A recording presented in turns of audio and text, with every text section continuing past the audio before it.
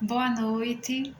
Hoje eu vim conversar um pouquinho com você, mulher, sobre a nossa identidade. A Bíblia fala em Gênesis, no capítulo 1, versículo 26, assim: E Deus disse: façamos o ser humano à nossa imagem, conforme a nossa semelhança. Então você foi criada por Deus, a imagem e a semelhança dele. Primeiro ponto. Segundo, lá em Efésios nos fala que Deus nos escolheu antes da fundação do mundo para que fôssemos irrepreensíveis diante dele. Terceiro, em Salmos nos relata que Deus escreveu os nossos dias em seu livro antes que algum deles existisse. Então, a nossa identidade é: nós somos criadas à imagem e semelhança do Criador, fomos escolhidas por Ele antes da fundação do mundo para desempenhar e desenvolver um propósito, o qual mesmo Ele já escreveu. No entanto, nós precisamos mudar a nossa mente para que a gente consiga desenvolver esse propósito em Deus.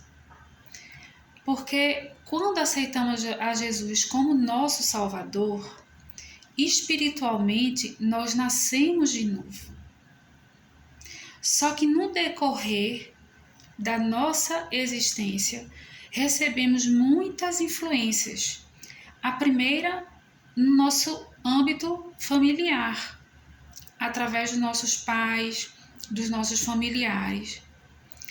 Depois, na escola, através dos nossos professores, dos nossos colegas. Depois, na faculdade, no ambiente de trabalho, ou seja, recebemos essas influências. E para saber qual é a boa vontade de Deus, que é perfeita, agradável, nós devemos transformar a nossa mente, como Paulo fala lá em Romanos. E você só vai poder transformar a sua mente seguindo e tendo como base a palavra de Deus. Então, você tem que ler a palavra de Deus e analisar, primeiro, os seus pensamentos estão de acordo com a palavra? O seu comportamento?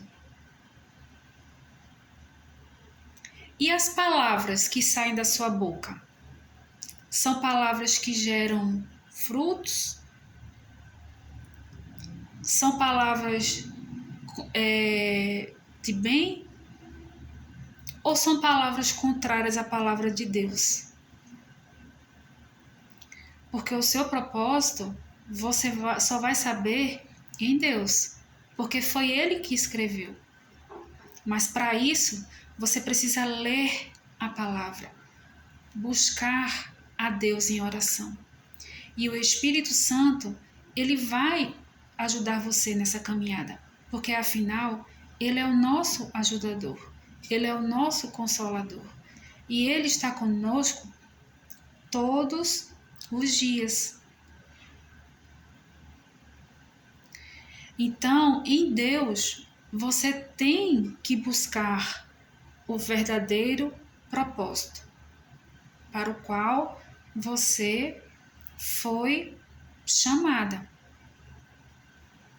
E não pense que a grama do vizinho é melhor que a sua. porque você tem características próprias, você tem talentos que Deus só deu para você. O vizinho, ele tem outros talentos, ele tem outras características, ele tem outras formas de fazer, que no reino é tão importante quanto as suas. Então descubra o que foi que Deus deu para você e aplique-os na sua vida. E para também enriquecer a vida de outras pessoas. Porque você tem muito o que dar, você tem muito o que distribuir. Só que você, fazendo a analogia como se fôssemos uma árvore, a árvore, ela precisa o quê? Fortalecer primeiro, o que é que ela começa a fortalecer bem? A sua raiz. E depois ela vai crescendo, aí tem o caule, né, que é a sustentação da planta, depois tem as folhas e por último nascem os frutos. Então, se a sua raiz ela for uma raiz sustentada em Deus e a fonte dela for no Criador, você dará muitos frutos, frutos para a glória de Deus e frutos saborosos para distribuir com as pessoas que estão à sua volta. Então pense nisso, faça essa reflexão. Essa palavra falou muito ao meu coração e espero que essa palavra fale ao seu coração também nesta noite. Em nome de Jesus, fiquem em paz.